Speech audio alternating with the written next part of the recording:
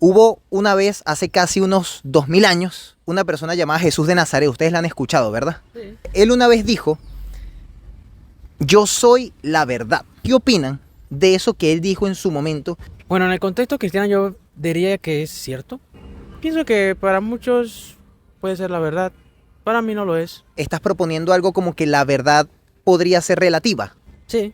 Quizás la forma en la que yo percibo la verdad o tú percibes la verdad puede ser relativa, pero creo que la verdad es objetiva. Esas hojas son verdes y eso es objetivamente verdad. Correcto. Pero capaz tú la ves rojas porque eres daltónico. Entonces tu percepción de la verdad está un poquito distorsionada, mientras que mi percepción de la verdad es otra, pero la verdad a nivel objetivo es una sola. No pueden haber dos verdades diferentes al mismo tiempo. El cristianismo afirma que Cristo resucitó.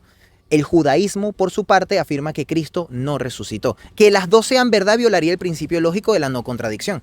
Una tiene que ser verdad y una tiene que ser mentira. Independientemente de que para los judíos sea verdad que Cristo no resucitó y que para los cristianos sea verdad que Cristo sí resucitó, tiene que haber una verdad objetiva. El problema del cristianismo, estamos hablando de un libro de, por ejemplo, 200 años, titán más, titán menos, y no sabemos quién lo escribió. John C. Sander propone 3 pruebas que son la prueba de la evidencia interna, la prueba de la evidencia externa y la prueba de la evidencia bibliográfica.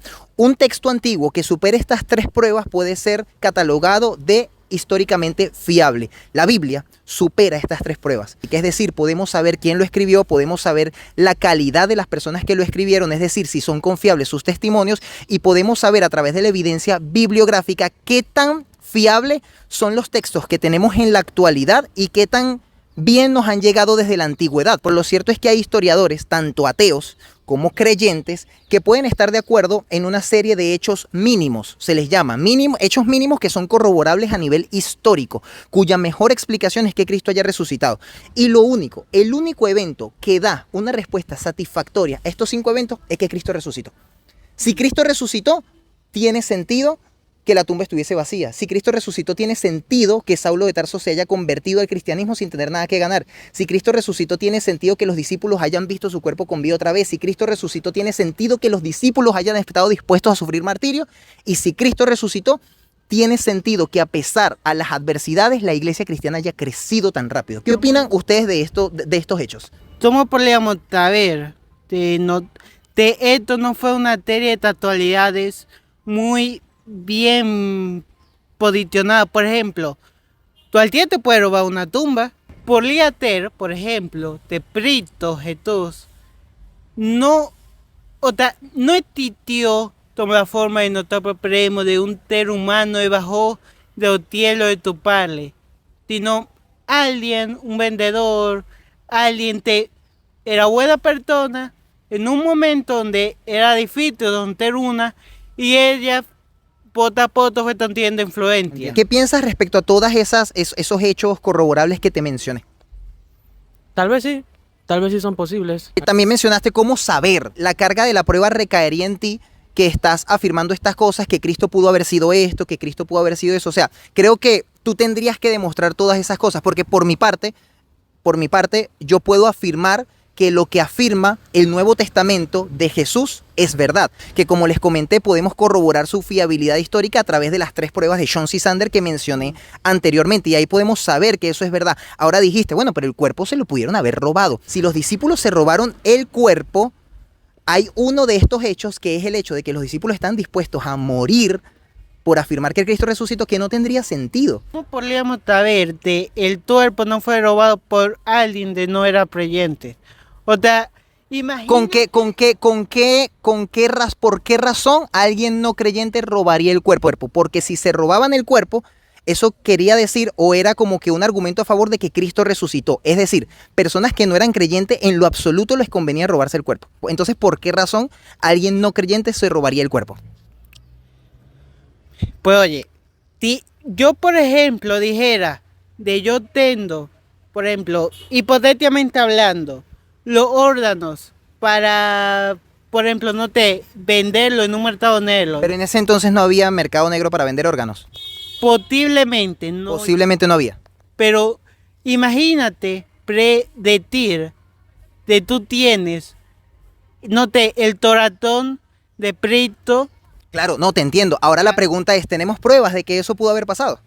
Actualmente no, pero quién sabe. Claro, quién sabe, pero yo creo que esa sería una hipótesis, se le llama una hipótesis ad hoc. Es una hipótesis como que estamos metiendo a la fuerza para querer dar una explicación. ¿Saben qué significa el hecho de que Cristo haya resucitado? Sí, significa que muchos millones, billones, trillones de personas durante la historia son salvas. También significa que varias asunciones o varios descubrimientos científicos podrían llegar a ser falsos, como la edad de la Tierra. Ok. Que eso es algo que está bastante en conflicto con la cristiandad. 6.000 años, si mal no recuerdo. Muchas veces la edad de la Tierra en el contexto bíblico se suele calcular por la genealogía de las personas a lo largo del texto bíblico. Sí, por ejemplo, en el Evangelio de Lucas tenemos una genealogía que va desde Adán hasta Jesús.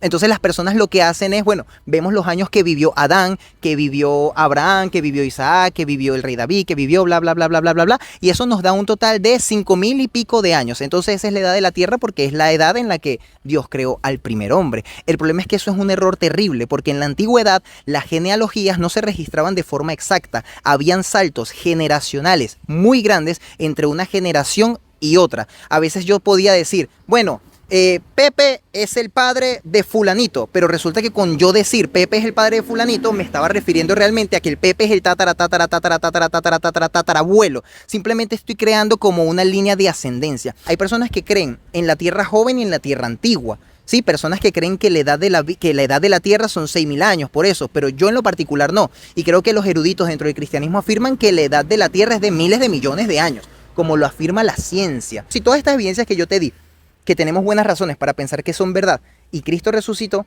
implica que el cristianismo es verdadero. Y si el cristianismo es verdad, implica que Dios en un punto de la historia creó al ser humano. ¿Sería verdad que el humano desobedeció a Dios? ¿Sería verdad que nosotros como humanidad heredamos la naturaleza caída, la naturaleza a pecar? Dios es un Dios santo. Con Él no puede habitar la maldad, con Él no puede evitar el pecado. Sin embargo, su deseo es que nosotros habitemos con Él. Sin embargo, no podemos hacerlo, porque nosotros mismos, por cuanto pecamos, fuimos destituidos de la gloria de Dios. Lo bonito de todo esto es que si el cristianismo es verdad una de las declaraciones de Jesús, que Él dijo en Juan 3:16, que dice, de tal manera amó Dios al mundo que ha enviado a su Hijo unigénito para que todo aquel que en Él crea no se pierda, mas tenga vida eterna. Veo que te sabes la Biblia, es muy bueno. ¿Qué pasa? Si el cristianismo es verdad que con solo creer en Él, nosotros vamos a tener acceso al trono de la gracia, porque Él envió a su Hijo unigénito para morir por nuestros pecados, porque la palabra nos enseña que la paga del pecado es la muerte. Él nos amó tanto que no nos va a dejar en condenación, sino que envió una solución para que nosotros la aceptemos y automáticamente quedemos perdonados de todas nuestras transgresiones. Tendría de saberte, pero una prueba real, por ejemplo, ahora noté que tú bajaras de cielo otra vez. O sea, la única forma en la que tú creas es que Dios baje ahorita y te diga, hola, aquí estoy. O alguna prueba de confirme. No, hay muchos cristianismos, hay muchos que creen cosas muy diferentes. ¿Cómo cuáles? Son similares. Ponme 2 ejemplos solamente. Bueno, 2 creencias. yo por lo menos soy adventista. Ok. Nosotros creemos que el día que se debe ir a adorar a Dios es el séptimo día, el sábado.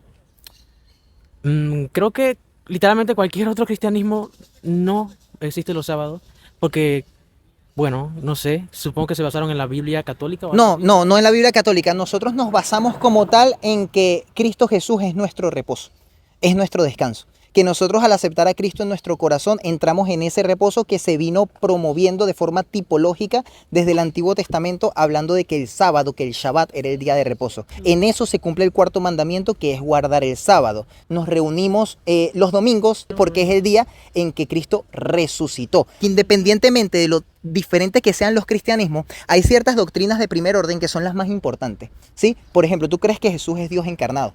Sí. Eso es una doctrina de primer orden, ¿sí? Es decir, tú crees que hay un Padre, Hijo y Espíritu Santo. Eso es una doctrina de primer orden. Tú crees que la Biblia es autoridad y que es palabra revelada de Dios. Eso es una doctrina de primer orden. Son cosas doctrinales que todas las denominaciones cristianas tienen en común. Actualmente yo no creo en Dios, ni en la Biblia en general, ni a Dios en general. Por lo de descubrir de manera real, de hay algo demostrable, verificable y con todo involucro el método científico, por ejemplo, de Dios existe. Ahora, ¿por qué solo sería a través del método científico? ¿Acaso la ciencia es el único método a través del cual podemos obtener conocimiento? Adicionalmente hay otro método, ciertamente, pero yo considero de la ciencia hay el método principal para comprobarlo. ¿Crees que si yo le meto un golpe a él, que no va a suceder, ahorita le meto un golpe así en la cara, ¡pum! ¿Eso es bueno o es malo? Depende. Si por ejemplo, yo hiciera esto es malo. No vino al tonto de nada. Pero quédate ahí, si haces eso es malo. ¿Cómo lo puedes demostrar científicamente? A ver. Sí, la ciencia No se puede demostrar científicamente. Correcto. No se puede demostrar científicamente. Entonces, hay cosas, por ejemplo, las verdades morales que no se pueden demostrar científicamente, sino que tenemos que acudir a razonamientos lógicos, razonamientos filosóficos, para poder determinar que eso que tú hiciste es malo. Y yo creo que lo mismo pasa con Dios. Yo creo que a veces las personas dicen, no, que baje o que haya una evidencia empírica, demostrable, corroborable, de que Él existe. ¿Por qué? Si hay buenos argumentos lógicos y hay buenos argumentos filosóficos de que Él existe, corroborables a día de hoy, entonces yo considero que es un capricho injustificable a veces que nosotros digamos, no, tiene que ser una prueba demostrable, una prueba científica de que Él existe, teniendo en cuenta de que Dios, por definición lógica, se define como un ser inmaterial. La ciencia se encarga de medir, observar y experimentar. Entonces, Dios no se puede medir, observar ni experimentar. Me parece incluso un poco ilógico que las personas exijan una prueba científica de Dios cuando la ciencia no puede acceder a Dios. Y hay un montón de razonamientos lógicos y filosóficos que yo te puedo presentar ahorita para demostrarte que Dios existe. Yo te pudiese argumentar acerca del argumento cosmológico. Todo lo que empieza a existir tiene una causa, el universo empezó a existir y el universo tiene una causa. Y a través de un razonamiento lógico-abductivo, poder concluir las características de esa causa y decirte que lo que mejor responde a las características de la causa del universo es Dios. No sé qué les parece eso. ¿Tú qué tienes que decir? Supongo que podría ser cierto. Es bastante razonable pensar en eso. Creo que incluso hasta lógicamente sería factible que nosotros intentemos buscar a Dios. Si realmente existe, Él se ha hecho visible. Dice el libro de Romanos, la carta a los Romanos, que las cosas invisibles de Dios, su eterna deidad, se han hecho visibles claramente desde la creación.